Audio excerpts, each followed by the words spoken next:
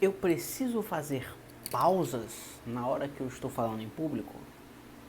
O que você acha? Percebeu? Eu fiz uma pausa. É claro que você precisa. Naturalmente, nós fazemos pausas. Por quê? Primeiro, para respirar. Pode perceber, quem geralmente não pausa em nenhum momento a sua fala é aquela pessoa que fica engolindo as palavras e fica assim meio truncado. As pausas são importantes para você respirar e tomar um fôlego, você que está falando, o locutor, aquele que é o orador, mas é sobretudo importante para a sua audiência. A pausa ela é didática, sabia disso? Ela ajuda o seu ouvinte a entender melhor o que você está falando.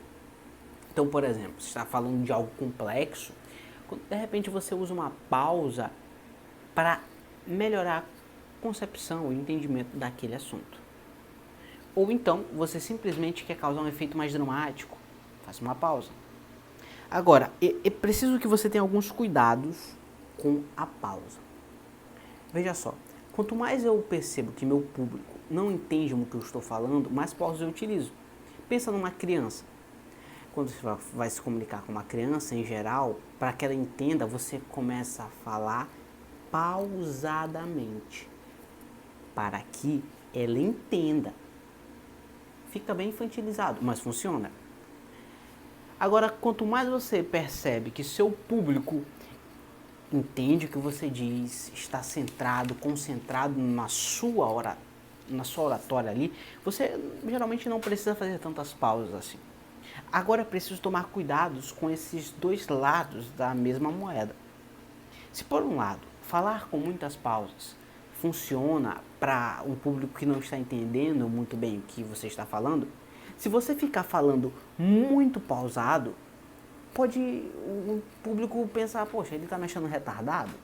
Por que ele está parando tanto? Então cuidado também para o público, você tem que ter essa sensibilidade com o seu público. Se você ficar falando assim, vocês entenderam? O seu público vai pensar, ele acha que eu sou retardado. Então cuidado. Da mesma forma também, se você sair por aí engolindo as palavras, falando muito rápido, sem nenhuma pausa e sem nem perguntar algo, vocês estão entendendo? Faz sentido?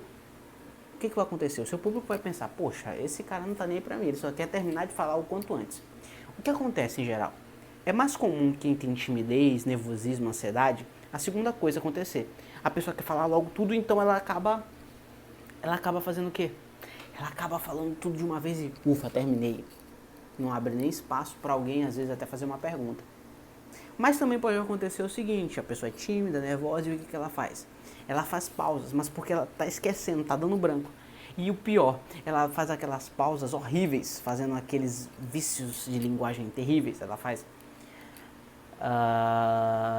ou então, né, entende? Isso é horrível. As duas coisas são ruins.